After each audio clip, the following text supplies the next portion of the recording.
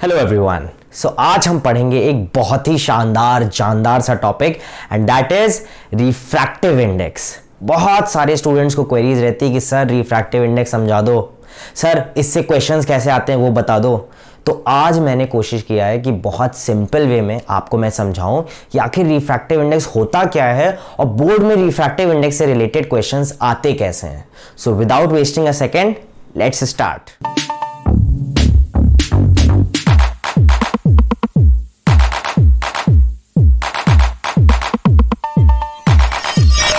सो refractive index के दो aspects होते हैं, one is the theoretical aspect and the other one is the numerical aspect. पहले हम कोशिश करेंगे कि थ्योरेटिकल एस्पेक्ट को समझें।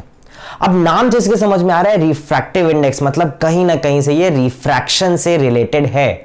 सो first let's try to establish a connection between refraction और आखिर उसका क्या कनेक्शन होता है रिफ्रैक्टिव इंडेक्स से। तो रिफ्रैक्शन में हमें दो इंपॉर्टेंट रिजल्ट्स समझ में आते हैं। भाई कभी भी जब लाइट एक मीडियम से दूसरे मीडियम में ट्रैवल करती है तो हमें पहले यह पता चलता है कि लाइट का अपने रास्ते से डिविएट हो जाना एक फैक्ट होता है। ठीक है, लाइट डिविएट्स फ्रॉम इट्स पाथ, जो भी उसका रास्ता रहता है उस रास्ते से लाइट डिविएट कर जाती है।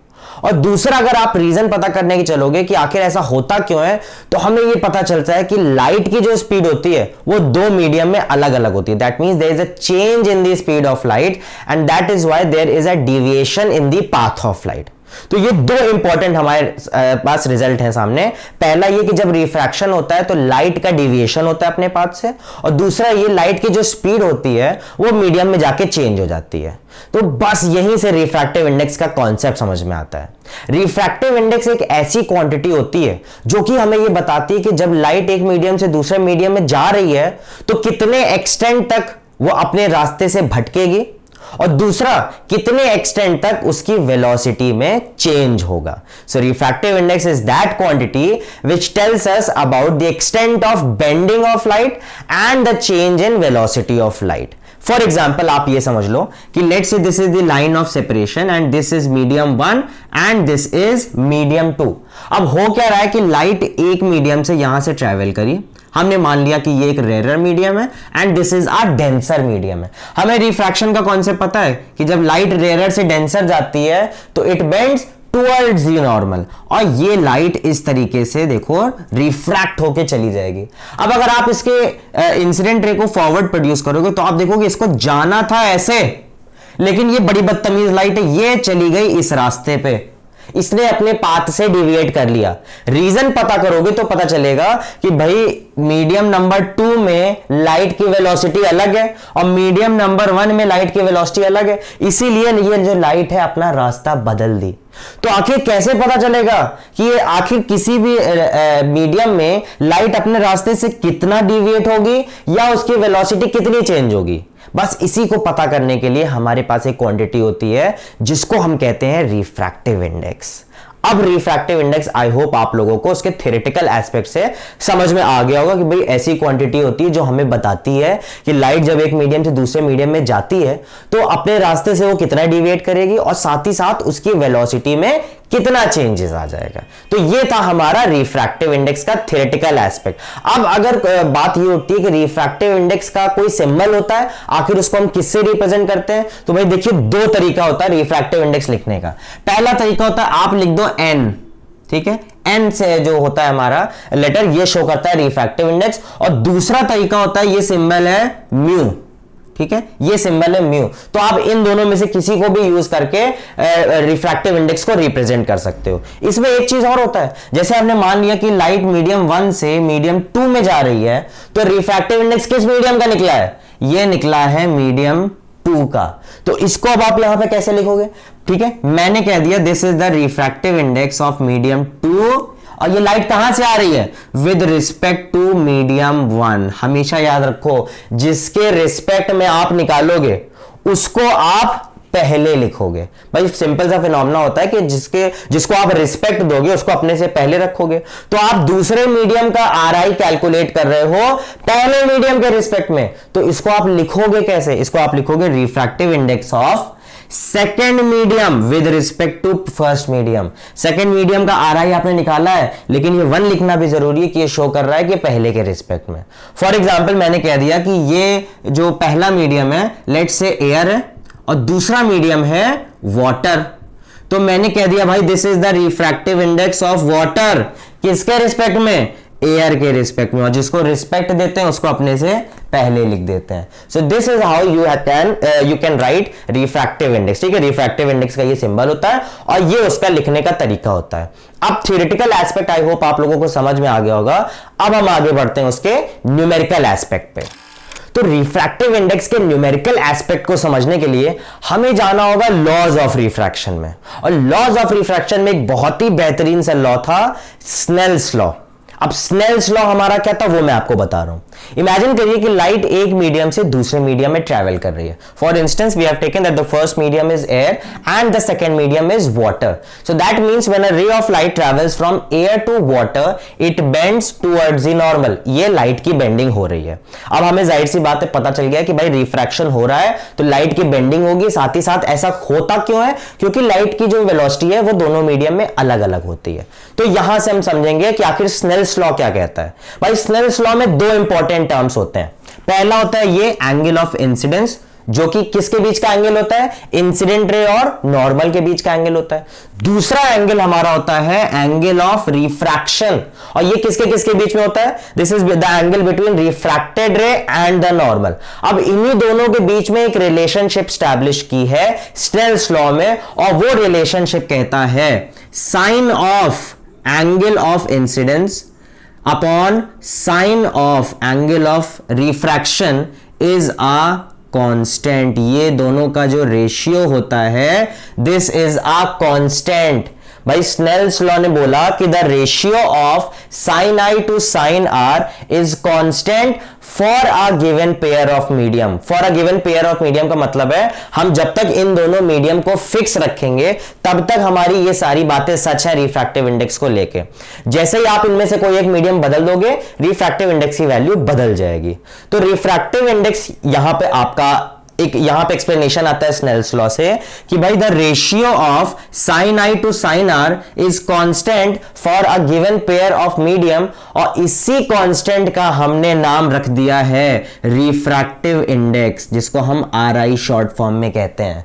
तो भाई आखिर RI होता क्या? आपसे पूछ ले what is refractive index, explain करिए, तो आप सिंपल सी बात है कह दोगे द रेशियो ऑफ। अच्छा एक चीज और, रिफ्रैक्टिव इंडेक्स क्या है? ये एक तरीके का रेशियो है, ये बहुत इंपॉर्टेंट है, ये याद रखिए। रिफ्रैक्टिव इंडेक्स क्या है? एक तरीके का ये रेशियो है। It is the ratio of sine of angle of incidence to sine of angle of refraction for a given pair of medium, और इसी कांस्टेंट का हमने नाम रख दिया है रिफ्रैक्टिव इंडेक्स। तो भाई हमारे स्नेल्स लॉ से न्यूमेरिकल एस्पेक्ट हमारा आता है, रिफ्रैक्टिव इंडेक्स का एक फॉर्मूला आता है। ऐसे इसके कई फॉर्मूले, लेकिन पहला फॉर्मूला जो हमारा आता है वो आता है sine i upon sine r is constant for a given pair of medium and that constant is termed as refractive index। तो अगर आपको एंगल के रिस्पेक्ट में समझाना है कि भाई रिफ्रैक्टिव इंडेक्स क्या होता है तो आप कहोगे sine i upon sine r, इसका जो रेशियो होता है उसी को हम रिफ्रैक्टिव इंडेक्स कह देते हैं। ठीक है, अब मैंने कहा for a given pair of medium, मतलब मीडियम मत बदलो। फॉर इंस्टेंस हम यहां पे अज्यूम कर लेते हैं कि रिफ्रैक्टिव इंडेक्स हमने जो वाटर का निकाला है वो है 1.33। ठीक है, अब मैंने कहा for a given pair of medium, इसका क्या मतलब है? इसका ये मतलब है कि ये जो 1.33 RI आया है ना, ये एयर के रिस्पेक्ट में आया है। अब अगर आप एयर की जगह कोई दूसरा मीडियम ले लोगे तो क्या तब भी RI की वैल्यू वाटर की 1.33 होगी? नो, तब ये कांस्टेंट नहीं रहेगा, क्योंकि भाई लॉ तो कहता है कि for a given pair of medium, जब तक ये दोनों पेयर फिक्स हैं तब तक आप आई चेंज करो, आर चेंज करो, कुछ भी करो, दोनों का रेशियो हमेशा कांस्टेंट रहेगा, और उसी कांस्टेंट को हमने रिफ्रैक्टिव इंडेक्स कह दिया। ओके, तो अब हम समझते हैं कि रिफ्रैक्टिव इंडेक्स के टाइप्स कितने होते हैं। Basically refractive index are of 2 types, एक होता है हमारा एब्सोल्यूट रिफ्रैक्टिव इंडेक्स और दूसरा होता है रिलेटिव रिफ्रैक्टिव इंडेक्स। दोनों में खासा फर्क नहीं होता, बहुत सिमिलर होते हैं, बस एक छोटा सा डिफरेंस होता है। अब आप ये समझ लीजिए, जब एक रे ऑफ लाइट एयर से किसी और मीडियम में ट्रैवल कर रही है तो आप उस मीडियम का रिफ्रैक्टिव इंडेक्स जो भी कैलकुलेट करोगे that will be called as absolute refractive index. So that means if you are trying to calculate the refractive index of any medium with respect to air, then that refractive index will be called as absolute refractive index। लेकिन जरूरी तो नहीं है कि light हमेशा air से ही किसी medium में जाए। भाई हमने कह दिया कि लाइट लेट से वाटर से जा रही है ऑयल में। अब जब आप ऑयल का रिफ्रैक्टिव इंडेक्स निकालोगे वाटर के रिस्पेक्ट में, तो क्या ये अभी भी एब्सोल्यूट रिफ्रैक्टिव इंडेक्स कहलाएगा? The answer is no, because absolute refractive index हमेशा एयर के रिस्पेक्ट से निकाला जा रहा है। तो इस केस में आप रिफ्रैक्टिव इंडेक्स को क्या बोलोगे? इस केस में हम बोलेंगे this is relative refractive index. ठीक है, तो दैट मींस हम ऑयल का रिफ्रैक्टिव इंडेक्स निकाल रहे हैं वाटर के रिलेशन में। अब भाई अगर आप वाटर की जगह यहां पे कोई दूसरा मीडियम ले लो, ग्लास ले लो, तो इसका आरआई फिर से चेंज हो जाएगा, क्योंकि ये रिलेटिव रिफ्रैक्टिव इंडेक्स है ना। भाई आपने ऑयल का रिफ्रैक्टिव इंडेक्स पहले निकाला था वाटर के रिस्पेक्ट में, तो कुछ वैल्यू आएगी। अब आप ऑयल का रिफ्रैक्टिव इंडेक्स निकाल रहे हो ग्लास के रिस्पेक्ट में, तो कुछ और वैल्यू आएगी। सो दैट मींस एक ही मीडियम का जो रिलेटिव रिफ्रैक्टिव इंडेक्स है वो चेंज कर सकता है। दैट डिपेंड्स ऑन कि लाइट किस मीडियम से ट्रैवल कर रही है। लेकिन अगर आप एब्सोल्यूट रिफ्रैक्टिव इंडेक्स निकाल रहे हो तो एब्सोल्यूट रिफ्रैक्टिव इंडेक्स उसका हमेशा सिर्फ और सिर्फ एयर के ही रिस्पेक्ट में आप कैलकुलेट कर सकते हो। So that means if you are trying to calculate the refractive index with respect to air, then that will be called as absolute refractive index. और अगर आप किसी भी मीडियम के रिस्पेक्ट में कैलकुलेट कर रहे हो, किसी भी अदर मीडियम के रिस्पेक्ट में, and that can be any medium, so that refractive index will be called as relative refractive index. अब एब्सोल्यूट रिफ्रैक्टिव इंडेक्स का यह मतलब है कि भाई लाइट हमेशा एयर से लेट से किसी और मीडियम Z में ट्रैवल कर रही है। अगर एयर में से लाइट ट्रैवल कर रही है तो एयर में उसकी स्पीड तो कांस्टेंट है, हमें पता है एयर में लाइट की जो स्पीड होती है वो होती है 3 into 10 to the power 8 metre पर second. 3 into 10 to the power 8 metre पर सेकेंड होती है उसकी स्पीड एयर में। अब एयर में जिस ये स्पीड आई है इसको आप लिखते हो हमेशा c से। ठीक है, speed of light in air और vacuum is always written as c, आप c लिख देते हो उसको। अब ये जिस मीडियम में लाइट जाएगी उस मीडियम में भी तो कोई वेलोसिटी होगी। लेट से इस z मीडियम में लाइट की जो वेलोसिटी आ रही है वो आ रही है v। तो भाई इस c और v में भी एक रिलेशनशिप है, और रिलेशनशिप ये कहता है that c upon v is again equal to refractive index किसका? सेकेंड मीडियम का। किसके रिस्पेक्ट में? फर्स्ट के रिस्पेक्ट में। और जिसको रिस्पेक्ट देते हैं उसको अपने से पहले लिख देते हैं। तो ये आ गया हमारा, ये जो रिफ्रैक्टिव इंडेक्स निकलेगा ना, this will be an absolute refractive index of medium z। ठीक है, लेकिन अगर अब आप क्या कर दोगे, इस मीडियम को एयर को चेंज कर दोगे। अब हमने इमेजिन कर लिया कि ये मीडियम एयर नहीं, ये लेट से ग्लास है, तब तो इसकी स्पीड ये c नहीं होगी ना भाई। c इसकी जो स्पीड होती है 3 into 10 to the power 8 metre पर सेकेंड, ये तो आपकी एयर और वैक्यूम में ही होती है। अब आपने मीडियम चेंज कर दिया तो ये स्पीड भी चेंज हो जाएगी। और यहां पे अब आप एक वेरिएबल ले लो v1, तो v1 will be the velocity in the first medium, और सेकेंड मीडियम में आप ले लोगे v2। So that means first medium जिससे लाइट आ रही है वहां पे स्पीड है v1, सेकेंड मीडियम जहां पे लाइट जा रही है वहां पे स्पीड है v2।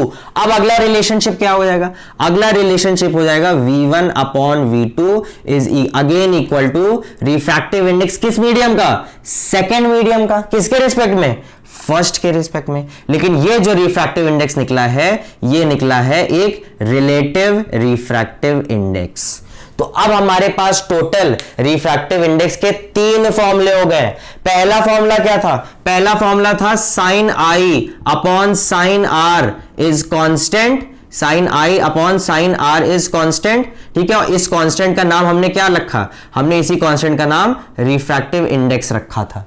दूसरा फॉर्मूला हमारे पास क्या था? दूसरा फॉर्मूला था लाइट अगर एयर से किसी मीडियम में जा रही है तो c अपॉन v। तीसरा फॉर्मूला किसी और मीडियम से अगर किसी मीडियम में जा रही है तो v1 upon v2। So that means ये हमारे 3 फॉर्मूले आ गए रिफ्रैक्टिव इंडेक्स के। अब क्वेश्चन देखो इससे कैसे आते हैं, बड़े आसान आसान से क्वेश्चन आते हैं। पहला क्वेश्चन देख लीजिए, जैसे मैं आपको फॉर एग्जांपल बता दे रहा हूं, मैंने कहा the speed a ray of light is travelling from air to another medium, let's say X. ठीक है, एक रे ऑफ लाइट है that is travelling from air to X, find out the refractive index of the medium X. अब आप कहोगे कि refractive index निकाले कैसे, तो उसमें आपको कुछ चीजें पता होनी चाहिए भाई। स्पीड ऑफ लाइट हमको पता है सी का, और जो मीडियम एक्स है, लेट्स से उस मीडियम में जो स्पीड है दैट इज 2 × 10⁻8 मीटर पर सेकेंड। अब हमारा फुल क्वेश्चन देखो क्या बन गया है, हमारा कोई फुल क्वेश्चन बन गया है, a ray of light is travelling from air to medium x in which the velocity is 2 × 10⁸ meter per second. Find out the refractive index of this medium x. बड़ी आसानी से आप निकाल लोगे भाई। आपका फॉर्मूला ये लिखा हुआ है C/V, आपने C की जगह लिख लिया 3 × 10⁸ मीटर पर सेकेंड, और V की जगह लिख लिया 2 × 10⁸ मीटर पर सेकेंड, और यहीं से आपका जो रेशियो आ जाएगा that will B refractive index. अच्छा, रेशियो की बात आई है तो एक इंपॉर्टेंट पॉइंट और समझ लीजिए, रिफ्रैक्टिव इंडेक्स की कोई यूनिट नहीं होती। ठीक है, please note it down, refractive index की कोई यूनिट नहीं होती। क्यों? Because it is the ratio of same quantity. भाई ये भी स्पीड है, ये भी स्पीड है, ये भी मीटर पर सेकेंड है, और ये भी मीटर पर सेकेंड है, दोनों कट जाएगा ना, दोनों कैंसिल हो गया, तो क्या इसकी कोई यूनिट होगी? कोई यूनिट नहीं होगी। तो ये था आपका पहली कैटेगरी का क्वेश्चन। दूसरी कैटेगरी का क्वेश्चन लेट से आपका ये एंगल के टर्म से पूछ लिया। मैंने कह दिया कि ray of light is travelling from one medium to another medium, जहां पे एंगल ऑफ इंसिडेंस है 60 डिग्री और एंगल ऑफ रिफ्रैक्शन है 30 डिग्री। अब आप रिफ्रैक्टिव इंडेक्स निकाल लो, बड़ा आसान है भाई। आप निकालोगे साइन 60 डिग्री, यहां पे निकाल लोगे और अपॉन कर दोगे साइन 30 डिग्री से, इसको डिवाइड कर दो। साइन 60 डिग्री की वैल्यू बताओ जल्दी से, वो होता है √3/2, और साइन 30 की वैल्यू 1/2, 2 से 2 मर गया, बचा क्या? √3। ये आ गया हमारा रिफ्रैक्टिव इंडेक्स सेकंड मीडियम का। ठीक है, तो दूसरा ये तरीका था। और तीसरा तरीका यही आपको दिख रहा है पास में, V1/V2। हमने कह दिया कि a ray of light is travelling from medium 1 to medium 2, the speed of light in medium 1 is, let's say, 2 × 10⁸ meter per second, and the speed of light in medium 2 is 1.5 × 10⁸ meter per second. Find out the refractive index of second medium with respect to first medium. भाई आपको first medium में velocity पता चल गई, second medium में velocity पता चल गई, तो क्या आप RI नहीं निकाल पाओगे? बड़ा आसान है। पहली मीडियम में देखो वेलोसिटी कितनी थी, हमने बोल दिया 2 × 10⁸ मीटर पर सेकेंड। दूसरे मीडियम में कितनी थी? 1.5 × 10⁸ मीटर पर सेकेंड। और जैसे ही आप इसको सॉल्व करोगे आपको सेकंड मीडियम की RI निकल जाएगी फर्स्ट मीडियम के रिस्पेक्ट में। तो ये थे कुछ सिंपल न्यूमेरिकल क्वेश्चंस जो कि रिफ्रैक्टिव इंडेक्स से पूछा जा सकता है। एक बोर्ड का बड़ा पेट सवाल है, बहुत ही कॉमनली पूछा जाता है थ्योरेटिकल क्वेश्चंस में। मैंने कह दिया the refractive index of water is 1.33। What do you mean by this statement? अब आप कहोगे सर इस स्टेटमेंट का मतलब है वाटर का RI 1.33 है, तो मैं ट्रांसलेशन नहीं पूछ रहा हूं, मैं इसका मतलब पूछ रहा हूं। इसका मतलब क्या है? इसका मतलब यह है कि एक रे ऑफ लाइट है, वो एयर से वाटर में ट्रैवल कर रही है। अब जब वो एयर से वाटर में ट्रैवल करेगी तो एयर होता है रेयर मीडियम और वाटर हो गया डेंसर मीडियम, तो उसकी स्पीड कम हो जाएगी। लेकिन कितनी कम होगी ये कैसे पता चलेगा? ये हमें पता चलता है उसके RI से। अगर मैंने कहा कि RI ऑफ वाटर इज 1.33, इसका यह मतलब होता है कि वाटर में जो लाइट की स्पीड होगी वो 1.33 टाइम्स स्लोवर होगी। अगला क्वेश्चन अगर मैं आपको कह दूं कि डायमंड का जो रिफ्रैक्टिव इंडेक्स होता है वो होता है 2.42, इसका क्या मतलब है? तो आप कहोगे सर बड़ा आसान सा है, डायमंड में जो स्पीड ऑफ लाइट होगी ना वो एयर के रिस्पेक्ट में 2.42 टाइम्स स्लोवर होगी। आ गया भाई, सवाल आपका सॉल्व हो गया। ये थ्योरेटिकल क्वेश्चन कभी कभी आ जाता है। और आपको कभी कभी क्या आ जाएगा भाई, रिफ्रैक्टिव इंडेक्स से स्पीड ऑफ लाइट का रिलेशन देख लो। स्पीड का देखो, सिंपल सा, बहुत इंपॉर्टेंट और बहुत ही कॉमनली आज क्वेश्चन है। पिछली बार के बोर्ड एग्जाम में इससे एक क्वेश्चन फंसा था। आप देख लो स्पीड का और रिफ्रैक्टिव इंडेक्स का आखिर रिलेशनशिप क्या होता है। तो देखो बड़ा सिंपल सा रिलेशनशिप है। आप RI की अगर वैल्यू बढ़ाते जाओगे तो स्पीड ऑफ लाइट मीडियम में कम होता जाएगा। जो भी स्पीड होगी वो कम हो जाएगी। ठीक है, आपने RI को बढ़ा दिया तो जो उसकी स्पीड होगी वो कम हो जाएगी। इसको हम समझते हैं और एग्जांपल से। भाई मैंने कह दिया कि हमारे पास 3 मीडियम है, 1, 2 और 3। पहले मीडियम में जो RI है उसकी वैल्यू है 1.2, दूसरे मीडियम की RI है 1.3 और तीसरे मीडियम की RI है 1.4। अब मेरा क्वेश्चन आपसे यह है, किस मीडियम में स्पीड ऑफ लाइट सबसे फास्ट होगी? In which medium the speed of light will be fastest? तो आप कहोगे सर RI इसमें ना जो सबसे कम है उसी में स्पीड सबसे ज्यादा होगी। अगर मैं पूछूं किस मीडियम में सबसे ज्यादा स्पीड होगी, तो आप कहोगे सर RI जिसका ज्यादा है ना उसकी स्पीड सबसे कम होगी। तो इस तरीके से आप पता कर सकते हो कि अगर आपको RI मल्टीपल मीडियम्स का दिया है तो किसमें स्पीड ज्यादा होगी और किसमें स्पीड कम होगी।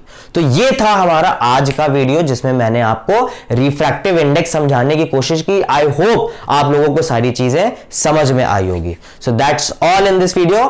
Thank you everyone.